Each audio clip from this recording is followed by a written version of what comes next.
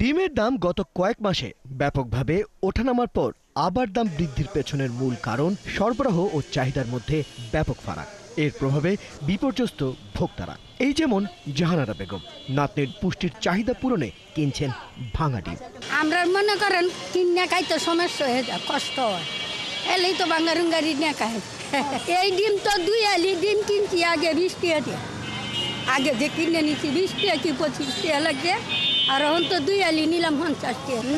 বিক্রেতারা বলছেন দাম কিছুটা স্থিতিশীল, তবে সরবরাহ ব্যবস্থা আবার ব্যাঘাত ঘটলে দাম বেড়ে যাবে। তারা লাভবান না হতে মনে হয় সমান আছে, 2-3 মাস আগে তারা অনেক টাকাই ড্যামারেজ দিচ্ছে।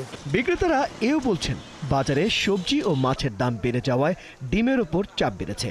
দেশে দৈনিক ডিমের উৎপাদন 4.5 থেকে 5 কোটিতে ওঠানামা করে, আর চাহিদা কম বেশি 5 কোটির কাছাকাছি। সরবরাহ ব্যাঘাত ঘটলেই দাম বাড়ে।